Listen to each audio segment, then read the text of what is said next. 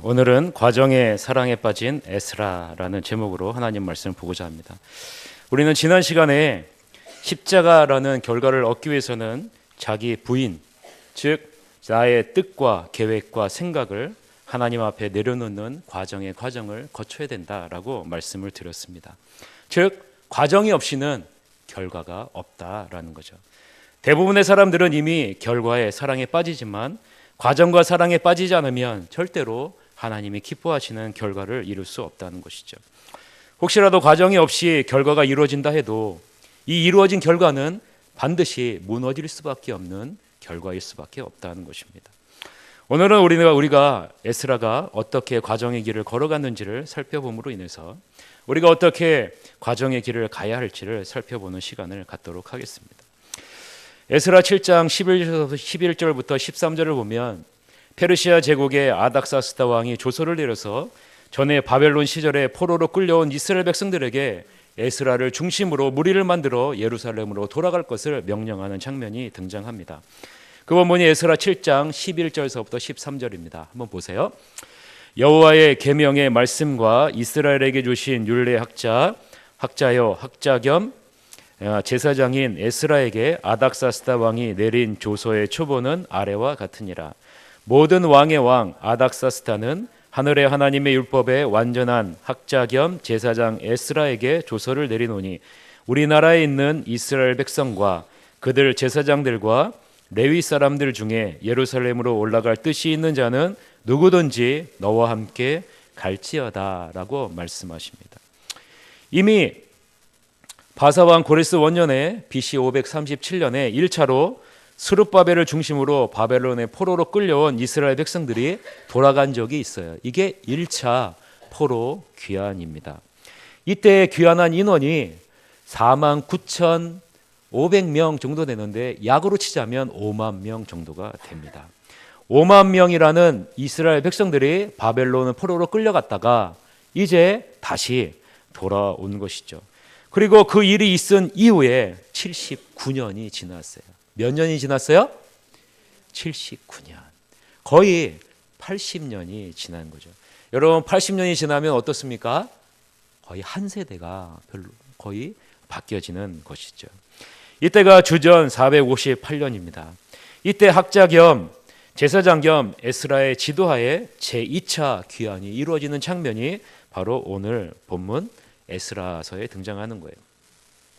근데 여기서 우리는 한 가지 생각하면서 넘어가야 될 부분이 있습니다. 뭐냐면 1차 포로 귀환이 있고 약 80년이 지난 시점에서 왜 2차 귀환이 이루어졌을까라는 거예요.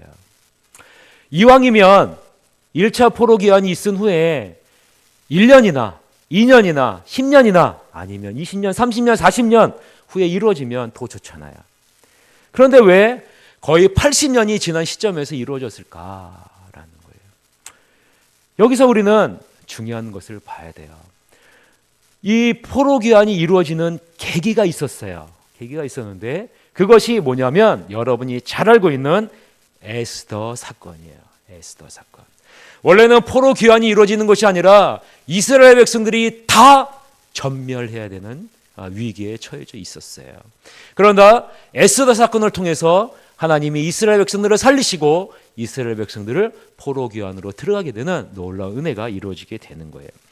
에스더는 자신의 동족이 죽음의 위기에 처하자 3일 동안 금식을 선포하고 모든 유다인들로 동참할 것을 부탁하고 아하수에로 왕에게 나아간 사건이 바로 에스더 사건이에요. 누구든지 왕의 부름 없이 안뜰에 나가면 왕비라도 죽을 수밖에 없는데 이 왕비는 에스더는 이 사실을 알고도 왕에게 나아가죠. 어떤 각오로 나아갑니까? 죽으면 죽으리라 라는 각오로 나아가죠. 한번 따라해 봅시다. 시작. 이 에스더가요. 죽으면 죽으리라 라는 일사각오로 나아가요. 그래서 몰살 위기에 있던 이스라엘 민족이 어떻게 됩니까? 기적적으로 구원받게 되는 사건이 에스더를 통해서 나타나게 됐고 이 에스더 사건을 통해서 페르시아 왕이 어때요? 하나님의 존재를 깨닫게 돼요. 그리고 이스라엘 백성들을 예루살렘으로 돌아가게 하는 귀환이 이루어지게 되는 사건이 바로 에스더의 사건입니다. 저는 이 에스더의 사건을 다시 한번 묵상하면서 이렇게 됐어요. 에스더는 여자잖아요. 여자. 한 여자의 각오, 각오를 통해서 전 이스라엘 백성들이 어떻게 됐어요? 구원받았어요. 구원받았을 뿐만 아니라 그 신앙이 회복되어지는 놀라운 은혜의 역사가 일어나게 되었죠. 여러분, 이 자리에 몇 명의 여자분이 앉아 계세요? 예? 여러분을 통해서 수많은 사람들이 구원받을 줄을 믿습니까? 예? 여러분, 하나님이 하시면 가능해요. 그리고 여러분을 통해서, 여러분의 각오를 통해서 많은 영혼들이 회복되어 줄 믿습니까? 예, 별로 안 믿으시는데요. 여러분, 에스더는 믿었어요. 에스더는요, 하나님을 굳건하게 믿었어요. 나는 죽을지라도 하나님의 뜻은 반드시 서리라 라는 그런 믿음을 갖고 나아갔어요. 그랬더니 이 한 여인을 통해서 어떻게 돼요? 이스라엘 백성을 구원해요. 이스라엘 백성을 구원하고 이스라엘 백성들이 신앙이 회복되어지는 놀라운 은혜의 역사가 이 에스더를 통해서 이루어지게 되는 거죠. 에스더 한 사람의 결과로 말미암아 모든 백성들이 회복의 기쁨을 누리게 되는 것이죠.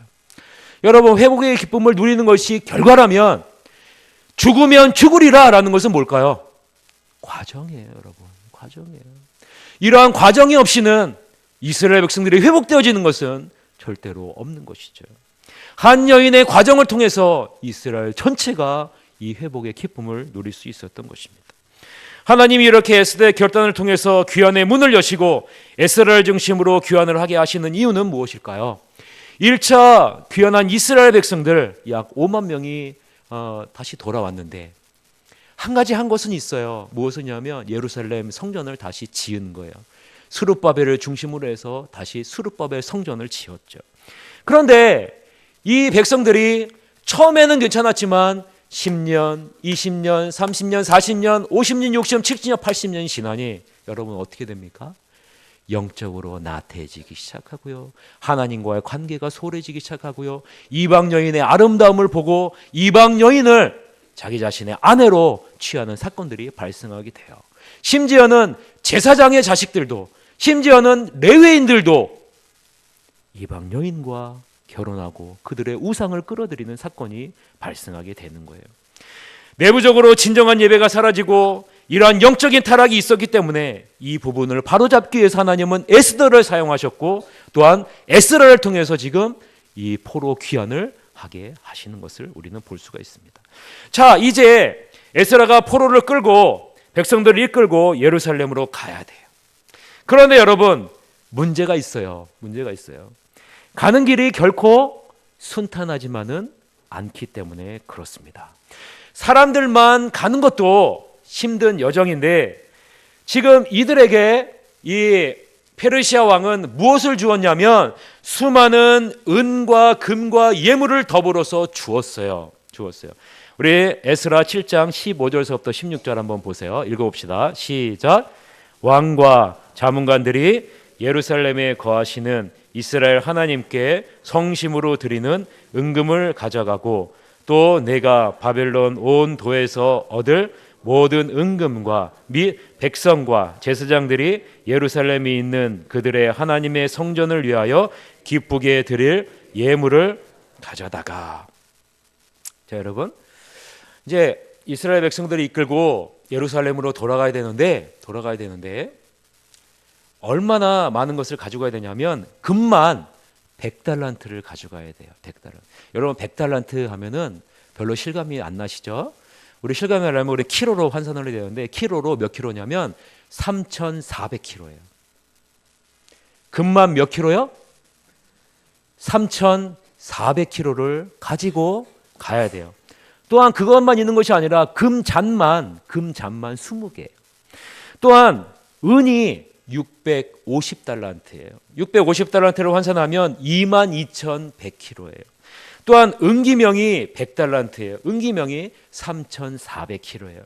또한 빛나는 녹그릇이 금같이 빛나는 녹그릇을 2개나 가져가야 돼요. 여러분 제가 거짓말하는 것 같아요? 아니에요. 여러분 읽어봅시다. 에스라 8장 24절서부터 30절 읽어봅시다. 시작.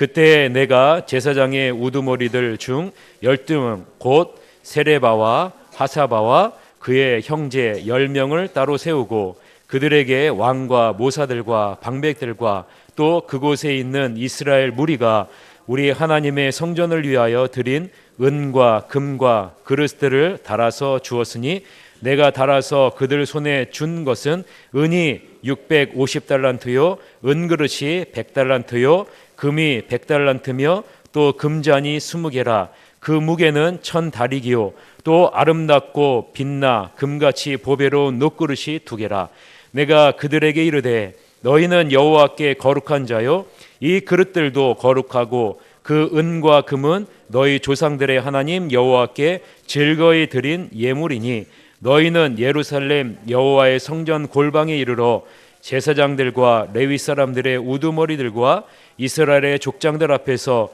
이 그릇을 달기까지 삼가 지키라.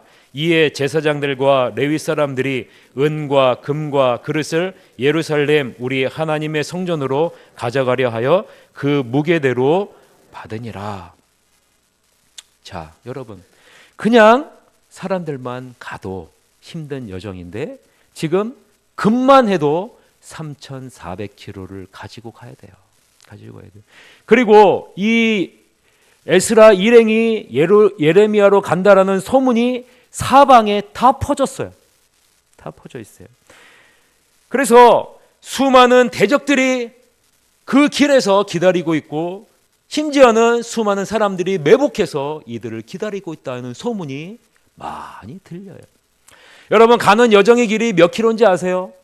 1,500km예요. 1,500km. 1,500km를 그것을 다 가지고 짊어지고 가야 돼요. 여러분, 그것만 있을까요?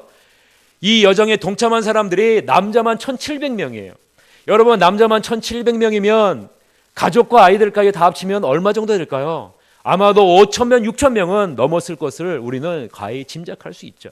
5,000명, 6,000명이나 되는 그 많은 사람들이 금만 3,400km를 여러분 이거 말할 수 없을 정도로 많잖아요. 이 모든 것을 가지고 또 5,000명, 6,000명이나 되는 사람들이 모아놓은 모든 재산을 다 가지고 가는 거예요. 1,500km로 가요. 얼마나 걸렸을까요? 며칠이 걸렸을까요? 4개월이나 걸렸어요.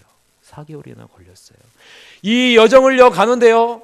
그 길에는 수많은 사람들이 기다리고 있고 또는 그것을 누리기 위해서 많은 사람들이 매복하면서 기다리고 있대요. 여러분 같으면 갈 수 있을 것 같습니까? 여러분 같으면 가고 싶으십니까? 저 같으면 못 갈 것 같아요.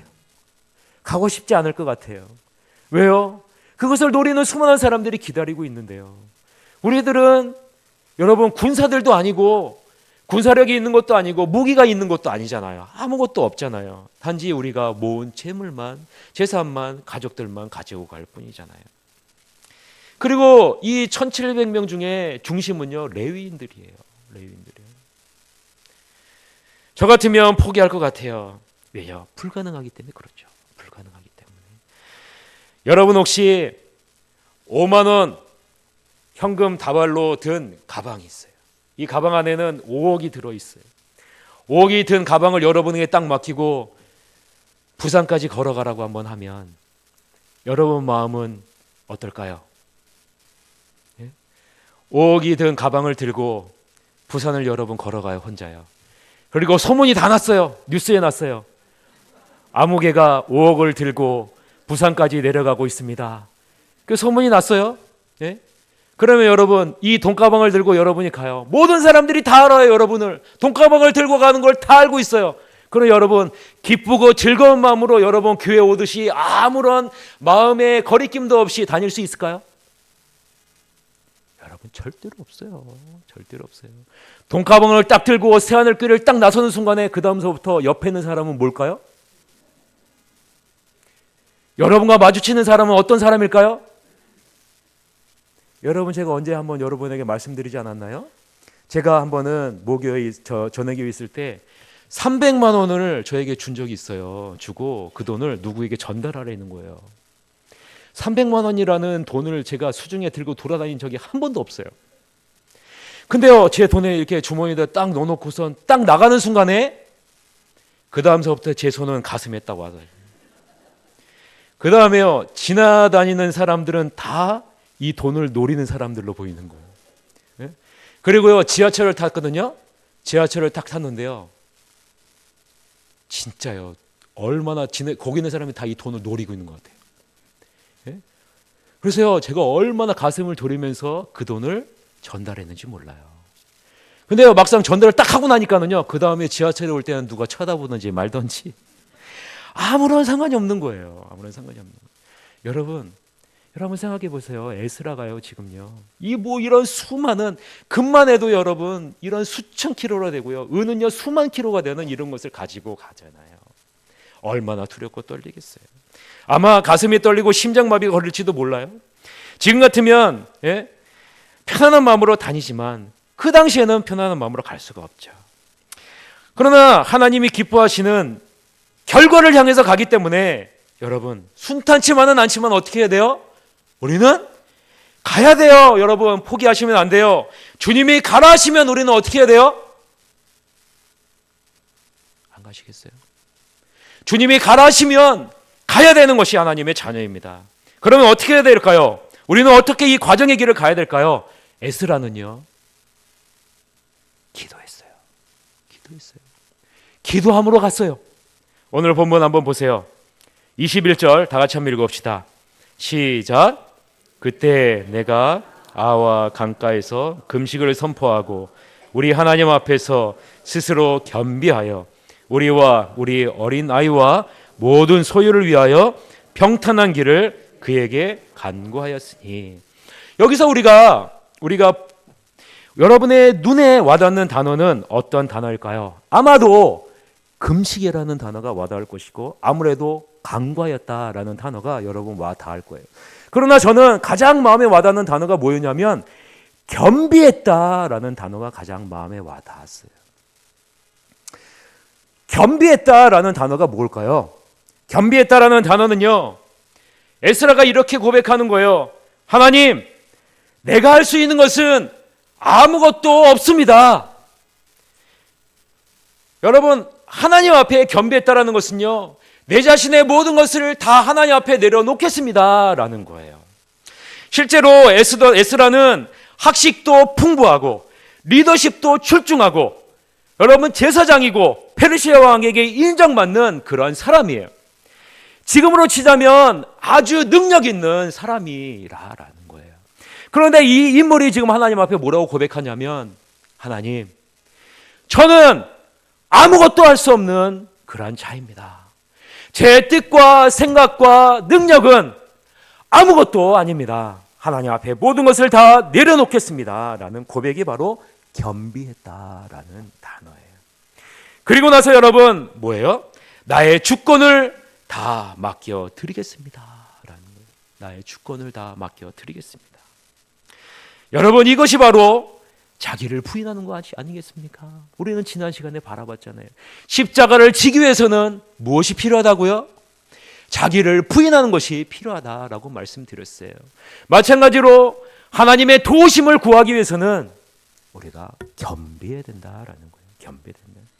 자신의 뜻과 계획을 하나님 앞에 내려놓아야 된다라는 거예요. 오직 하나님의 인도하시는 손길이 있어야만 가능하다라는 거예요. 여러분이 생각할 때 우리가 좋아하는 구절은 이런 구절이죠. 구하라, 그리하면 주실 것이요. 두드리라, 그러면 열릴 것이고, 찾으라, 그러면 찾아낼 것이다. 여러분 이 구절 너무 좋아하시죠? 그런데요, 이 구절 앞에 예수님이 강조하는 게 뭔지 아세요? 네? 겸비하라는 거예요. 겸비하라는 거예요. 그냥 구하고 그냥 찾고 그냥 두드리면 열리는 것이 절대로 아니라는 거예요. 여러분, 기도만 하면 하나님이 여러분 기도를 다 응답해 주십니까? 여러분 기도해 보셨잖아요. 기도해 보니까 기도하면 하나님이 다 들어주시나요? 여러분이 아무리 로또 복권을 사고 로또 복권 당첨되도록 해주세요. 하나님 앞에 기도해 보세요. 하나님은 절대로 기도 들어주시지 않으세요. 왜 그런지 아세요? 하나님이 여러분을 사랑하시기 때문에 그래요. 로또 복권이 당첨되면 여러분 이 자리에 앉아 있을까요? 아니요. 하나님을 찾을까요? 아니요. 하나님을 의지할까요? 아니요. 그러니까 여러분 하나님 응답하시지 않는 거예요. 여러분이 의지하는 것을 내려놓지 않기 때문에 그런 것이죠. 나의 뜻과 생각과 계획을 여전히 갖고 기도하는 것은 아무런 의미가 없습니다. 겸비함이 없는 기도를 하나님은 절대로 응답하시지 않습니다. 듣지도 않으십니다. 기도는 하나님의 생각과 뜻에 나의 생각과 뜻을 맞추는 것이기 때문에 그래요. 그러하기에 기도 전에 우리는 무엇이 필요합니까? 겸비한 것이 필요한 거예요. 그래서요, 에스라는요, 먼저 겸비해요. 그리고요, 금식을 선포합니다. 자기 자신이 금식하는 것뿐만 아니라 모든 자녀에게, 이스라엘 백성들에게 금식을 선포해요. 여러분, 금식도 마찬가지 아닙니까? 자신의 육신이 물과 음식이 없이는 살 수 없다는 그러한 긴박함을 하나님 앞에 고백하고 있는 것이 바로 금식 아니겠어요? 이 백성들을 이끌고 가는데 하나님의 도우심이 없이는 저는 불가능합니다 라는 거죠. 음식이 없이는 살 수 없으시 하나님의 도우심과 인도하심이 없으면 절대로 이스라엘 백성들을 이끌고 안전하게 예루살렘으로 돌아갈 수 없다라는 그러한 간절함이 이 겸비함과 금식 안에 담겨져 있는 것입니다. 2020년 새해를 시작하는 우리에게도 이러한 결단이 필요합니다. 우리의 모든 생각과 계획과 뜻을 주님 앞에 내려놓으시기를 바랍니다. 그리고 주님의 인도하심을 따라, 주님의 선한 손길을 따라, 주님의 뜻에 따라 가겠습니다 라고 고백하시는 여러분이 되시길 바랍니다. 그럴 때 여러분, 하나님은 2020년 여러분의 과정의 길을 아름답게 인도하시는 거예요. 그러면 여러분, 여러분의 가정과 이 새하늘교회 하나님 예비하신 놀라운 축복을 내려주시는 것입니다. 여러분 이 축복을 맛보고 싶으시죠? 그러면 여러분 과정의 사랑을 빠져야 돼요. 그러기 위해서는 여러분 겸비함이 필요하다는 거예요. 과정의 길을 가기 위해서 가장 먼저 필요한 것이 겸비함이에요. 자기 자신을 겸손하게 하나님 앞에 내려놓는다는 거예요. 하나님의 주권을 인정한다라는 거예요. 그리고 나서 간절하게 기도하는 겁니다. 하나님의 인도하심을 구하는 거예요. 이것이 과정의 길을 기쁘게 걸어갈 수 있는 비결이고 과정과 사랑에 빠질 수 있는 비결이에요. 여러분, 에스라에게 이 돌아가는 길은, 예루살렘으로 돌아가는 길은 두려움이에요. 왜요? 수많은 사람들이 기다리고 있고 매복하고 있어요. 얼마나 두렵고 떨립니까, 여러분? 두려운 거예요. 이것이 과정에 대한 두려움이죠. 그런데 이 두려움을요, 지금 무엇으로 바꾸는지 아세요? 에스라는 겸비함과 금식과 기도를 통해서 무엇으로 바꾸는지 아세요? 기대로 바꿔요. 왜요?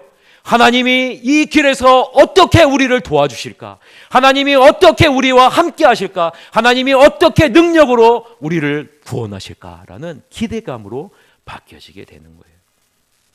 여러분, 2020년 두려우시죠? 여러분 안 두려우세요? 김정은이요, 북한에서 단추 하나만 딱 누르잖아요? 그러면 여러분 어떻게 되는지 아세요? 김정은이 단추 하나만 딱 누르면요, 그 폭탄이 서울로 탁, 경기도 여러분 일산에 탁 떨어지면요, 그 다음에는요, 우리는요 어떻게 될까요? 우리는 그냥 흔적도 없이 사라져요. 예? 한 사람이 잘못된 생각으로 단추 하나만 누르면 우리는 순식간에 사라지는 인생이에요. 여러분, 우리는 두려운 인생을 살아가고 있는 거예요. 여러분, 여러분 뉴스 보셨죠? 이란에서 전투기로 인해서 단추 잘못 눌러가지고 비행기 타는 수많은 사람들, 100여 명의 그 무관 사람들이 어떻게 됐어요? 순식간에 여러분 사라졌잖아요. 여러분 2020년 여러분에게 무슨 일이 있을지 여러분 아십니까? 아니요. 우리나라에 여러분 경제적으로나 정치적으로나 좋을 것이다 라고 예상하는 언론은 한 군데도 없어요. 다 어려울 것이다 라고 얘기를 하죠. 더군다나 수많은 질병들도 있어요. 그 어려움 앞에서 여러분이 여러분의 안전을 담당할 수 있습니까? 없어요. 그때 여러분, 우리는 어떻게 해야 돼요? 두려움을 기대감으로 바꿀 수 있는 것은 무엇밖에 없습니까? 겸비하고 금식하면서 하나님 앞에 기도하는 것밖에는 없다라는 거예요. 에스라 8장 22절 23절 오늘 본문 다 같이 한번 읽어봅시다. 22절 23절 시작. 이는 우리가 전에 왕에게 아뢰기를 우리 하나님의 손은 자기를 찾는 모든 자에게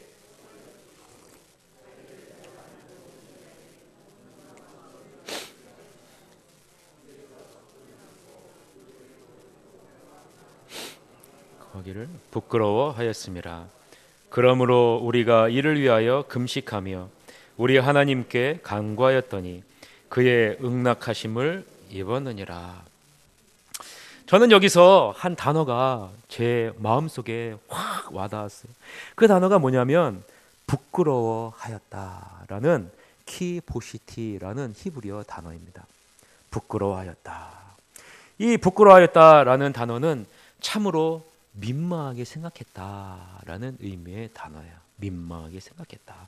그래서 오늘 본문에 적용하자면 이런 의미죠. 결국 감히 그렇게 할 수 없었다라는 단어예요. 결국 감히 그렇게 할 수 없었다라는 단어예요. 왜 감히 그렇게 할 수 없었을까? 에스라는 왕에게 이렇게 얘기했어요. 하나님은 자기를 찾는 모든 자에게 선을 베푸시고 자기를 배반하는 모든 자에게 권능과 진노를 베푸시는 분이시라고 강하게 주장했어요. 이제 와서 이스라엘 백성들을 이끌고 예루살렘으로 돌아가는 길이 두려워서 적군을 막고 이스라엘 백성들을 보호할 보병과 마병을 이 페르시아 왕에게 부탁할 수는 없었다라는 거예요. 눈에 보이는 것을 모든 것을 주관하시는 분이 하나님이신데 이 세상을 창조하시고 이끄시는 분이 하나님이신데 이 하나님을 고백했는데 지금 현실의 어려움을 위해서 눈에 보이는 군대를 의지할 수 없었다라는 거예요. 사랑하는 성도 여러분, 에스라는 정말로 지금으로 시작하면 신앙이 가장 좋은 사람이고요, 학식도 가장 좋은 사람이고 리더십도 가장 강한 사람이고 능력도 가장 있는 사람이에요. 이 사람이 지금 왕 앞에서도 그 신앙을, 하나님에 대한 신앙을 강하게 얘기했는데 이제 막상 떠날 현실이 되니 여러분 에스라 마음속에 지금 어떤 마음이 생기는 거예요? 지금 수천 명을 이끌고 금과 은과 그것을 가지고 와야 되는데 당장 떠나게 되면 무엇이 기다리고 있어요? 이것을 노리고 있는 수많은 사람들과 매복해서 기다리고 있는 사람들이 지금 기다리고 있잖아요. 하나님은 눈에 안 보이잖아요. 막상 떠나려고 하니 이 에스라가 두렵고 떨리는 거예요. 그래서 왕에게 가서 보병과 마병을 보내달라고 얘기할까? 지금 마음에 갈등을 하고 있는 거예요. 사랑하는 성도 여러분, 우리의 현실도 마찬가지 아닙니까? 하나님이 전지전능한 분이시고 우리와 함께 하시고 모든 것을 가능하게 하시는 분이시고 우리를 이끄신다라고 얘기하지만 실제로 우리의 현실에서는 무엇을 더 의지하고 있어요? 무엇을 더 위해 여러분 싸우고 있습니까? 눈에 보이는 물질과 재능과 건강을 더 의지하고 있지는 않습니까? 에스라와 같이 신앙이 출중한 그 사람도 현실의 긴박함 앞에서는 눈에 보이는 지푸라기라도 잡고 싶은 심정을 고백하고 있는데 우리들은 어떠한가라는 거죠. 이스라엘 백성들을 이끄시고 함께 동행하시고 보호하시는 하나님이 계심에도 불구하고 눈에 보이는 페르시아 왕의 보병과 마병의 보호가 있었으면 좋겠다라는 마음이 바로 에스라의 마음이죠. 그러나 차마 에스라는 그렇게 하지 못했다라는 거예요. 못했다. 그것이 바로 오늘 본문에 나오는 부끄러워하였다라는 단어의 의미입니다. 그렇게 하고 싶은 마음은 굴뚝 같은데 하나님을 봐서라도 그렇게 해서는 안 된다는 거죠. 하나님을 믿는 신앙인도 물질의 소중함을 알고 있어요. 물질의 힘과 능력을 알고 있어요.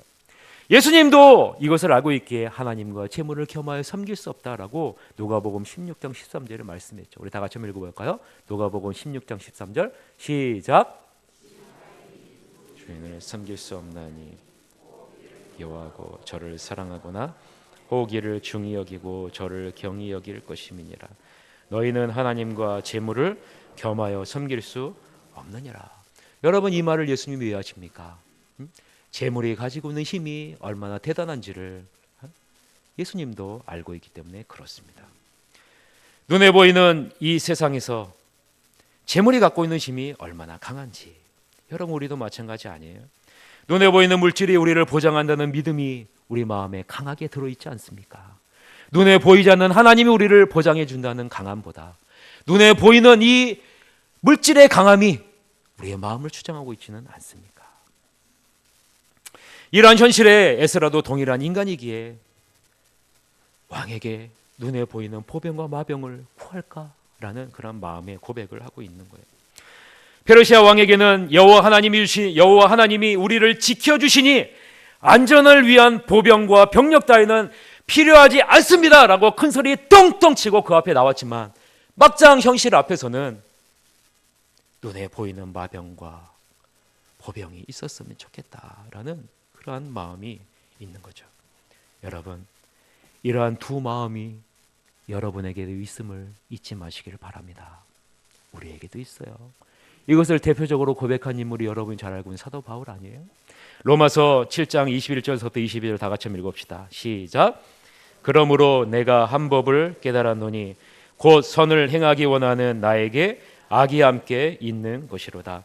내 속사람으로는 하나님의 법을 즐거워하되 내 지체 속에서 다른 법이 내 마음의 법과 싸워 내 지체 속에 있는 죄의 법으로 나를 사로잡는 것을 보는도다. 오호라, 나는 곤고한 사람이로다. 이 사망의 몸에서 누가 나를 건져내랴. 우리 주 예수 그리스도로 말미암아 하나님께 감사하리로다. 그런즉 내 자신이 마음으로는 하나님의 법을, 육신으로는 죄의 법을 섬기노라. 아무리 신앙이 좋은 사람이라도 그 마음에는 두 가지의 법이 있다라는 거예요. 눈에 보이지 않는 하나님을 의지하려고 하는 마음과 눈에 보이는 이 세상을 의지하려는 마음이 우리에게는 공존한다라는 거예요. 이 두 마음이 싸우는 이것이 바로 우리의 신앙의 여정, 즉 과정이라는 거예요. 에스라는 이 싸움의 과정을 어떻게 이깁니까? 첫 번째는 겸비함으로 이긴다라는 거예요. 모든 것을 하나님 앞에다 내려놓음으로 싸움의 이김을 시작합니다. 두 번째는 금식하면서 이깁니다. 하나님, 주님이 있으셔야 됩니다. 주님이 없으면 안 됩니다라는 절박감으로 이깁니다. 세 번째는 기도함으로 이겨요. 하나님, 주님께서 함께하여 주시옵소서라는 기도로 이깁니다. 23절 다 같이 한번 읽읍시다. 23절 시작. 그러므로 우리가 이를 위하여 금식하며 우리 하나님께 간구하였더니 그의, 여러분 어떻게 해요? 겸비하고 금식하면서 기도하니 어떤 일이 발생해요? 그의 응낙하심을 입었다라고 말씀하잖아요. 여러분, 이를 위하여 금식했다는 것은요, 눈에 보이는 보병과 마병을 의지하려는 마음을 어디로 돌이키겠다는 거예요? 눈에 보이지 않는 하나님을 의지하는 마음으로 바꾸겠다라는 거예요. 여러분, 지금 에스라와 모든 백성들은 눈에 보이는 마병과 보병이 있었으면 좋겠다는 마음이 있는 거예요. 그러나 에스라는요, 금식합시다, 기도합시다라는 거예요. 왜요? 마음을 돌릴 수 있는 것은 기도밖에 없기 때문에 그래요. 예? 기도밖에 없기 때문에 그래요. 여러분, 이런 노력이 우리에게도 필요합니다. 이런 노력이 없이는 우리에게 주어진 과정의 길을 온전히 갈 수 없습니다. 과정의 길에게 사랑에 빠질 수도 없고 과정의 길을 기대할 수도 없습니다. 우리의 과정의 길에서 하나님이 예비한 손길을 기대하려면 우리는 어떻게 해야 돼요? 우리가 가지고 있는 생각과 뜻과 계획을 하나님 앞에 내려놓아야 돼요. 그리고 하나님이 절대적으로 필요하다는 절박감을 갖고 주님을 찾아야 된다라는 거예요. 그래서 우리는 한 주간 동안 저녁 기도회를 통해서 열심히 기도했어요. 1시간 반 동안 기도하며 찬양하며 하나님 앞에 외쳤어요. 기도하니 여러분, 저에게도요 조금 자신감이 생겼어요. 나를 부인할 수 있다는 자신감도 생겼고요, 나의 뜻과 생각과 계획을 주님 앞에 내려놓고 주님의 뜻과 생각과 계획 앞에 따라서 살 수 있다는 자신감이 조금 생겼습니다. 왜요? 기도하다 보니 내 마음이 눈에 보이는 것을 향해 있다가 이제는 하나님께로 조금 가까이 다가갈 수 있었기 때문에 그렇습니다. 일주일 동안 우리는 우리 자신과 우리 가정과 우리 자녀들과 우리 목장과 우리 교회와 우리 나라와 연약한 환우와 연약한 지체들을 위해서 기도했어요. 우리들이 우리의 기도를 통해서 역사하실 것이라는 기도를 통해서 확신을 갖게 됐죠. 기도를 통해서 여러분, 우리는 무엇을 느꼈어요? 하나님의 마음을 느끼게 됐어요. 이번 기도를 통해서 제가 정말 희망을 발견한 게 뭔지 아세요? 지난 시간에 우리는 새롭게 우리 신임 서리 집사님을 임명했어요. 신임 서리 집사님 임명했는데 이 집사님들이 이 저녁 기도에 참석하셔서 뜨겁게 하나님 앞에 기도하는 모습을 저는 보면서, 야, 이렇게 기도하면 새하늘교회는 희망이 있어. 이렇게 기도하면 새하늘교회 하나님께서 함께 하실 거야. 이렇게 기도하면 새하늘교회를 통해서 하나님이 역사하실 거야. 이렇게 기도하면 하나님이 결과를 주실 거야. 이렇게 기도하면 하나님이 새하늘길을 부흥시켜 주실 거야 라는 그런 믿음이 생겼습니다. 여러분, 기도하면요 우리의 마음을 어디로 바꿔요? 하나님의 마음으로 바꿔주십니다. 여러분, 기도를 통해서 저는 이러한 하나님의 인도하심이 있겠구나라는 이 믿음과 확신을 갖게 됐습니다. 사랑하는 성도 여러분, 이것은요 절대로 이루어질 수 없는 꿈이 아닙니다. 여러분, 에스라와 모든 이스라엘 백성들은 예루살렘으로 돌아가는 것, 안전하게 돌아가는 것 불가능하다라고 여겼어요. 그러나 여러분, 에스라는요 뭐라고 얘기하는지 아세요? 불가능을 가능하게 해주는 것이 있다는 거예요. 그것은 내가 겸비하면, 내가 금식하면, 내가 기도하면 여호와 하나님이 불가능을 가능하게 해주실 것이다 라는 것입니다. 여러분, 겸비함으로 금식하여 기도함으로 이 과정의 길을 걸어갔을 때 이스라엘 백성들에게 어떤 일이 발생했는지 아세요? 에스라 8장 31절이 그 결과입니다. 우리 다 같이 한번 읽읍시다. 31절 시작. 첫째 달 떠나 예루살렘으로 갈새 우리 하나님의 손이 우리를 도우사 대적과 길에 매복한 자의 손에서. 여러분, 어떤 일이 발생했어요? 예? 하나님의 손이 우리를 도우셨다라는 거예요. 여러분, 하나님의 손은 보이지 않아요. 하나님의 손은 보이지 않아요. 눈에 보이는 것은요 페르시아 왕의 보병과 마병이 눈에 보이죠. 페르시아, 하나님의 손은 보이지 않습니다. 여러분. 그런데요 겸비하고 하나님을 절대적으로 의지하고 기도하니 하나님의 손이 눈에 보이는 보병과 마병보다 더 강하다는 것을 에스라는 믿게 된 거예요. 그리고요 두려움의 길이 아니라 이제는 기대로 가득 찬 길의 여정으로 바뀌어지게 된 거예요. 사랑하는 성도 여러분, 그래서요 에스라는요 돌아가는 과정의 여정과 사랑에 빠졌어요. 두려움이 아니라 사랑에 빠졌어요. 왜 그런지 아세요? 돌아가는 과정 가운데 하나님이 어떻게 도와주실까? 하나님의 능력의 손이 어떻게 우리를 인도하실까? 하나님이 얼마나 풍성하신 은혜를 우리에게 부어주실까? 기대감이 넘치는 거예요. 예? 2020년 이러한 기대가 여러분에게 가득하기를 주님의 이름으로 축원합니다. 그러기 위해서는요 여러분 어떻게 해야 돼요? 먼저 겸비해야 돼요. 여러분의 생각과 계획과 뜻을 다 내려놓으세요. 하나님 앞에 내려놓으세요. 그리고 간절하게 주님을 찾으세요. 그리고 여러분 기도하세요. 그러면요 눈에 보이는 물질의 강함이 아니라, 눈에 보이는 건강의 강함이 아니라, 이 세상의 강함이 아니라 진정한 강한 여호와의 손이 여러분을 이끄시고 여러분을 주장하시고 여러분이 축복하여 주실 줄 믿습니다. 이러한 믿음의 길을 승리하심으로 걸어가시는 여러분이 되시기를 주님의 이름으로 간절히 축원합니다. 이 시간에 다 일어나셔서 결단의 찬양하면서 주님 앞에 기도한 시간을 갖도록 하겠습니다.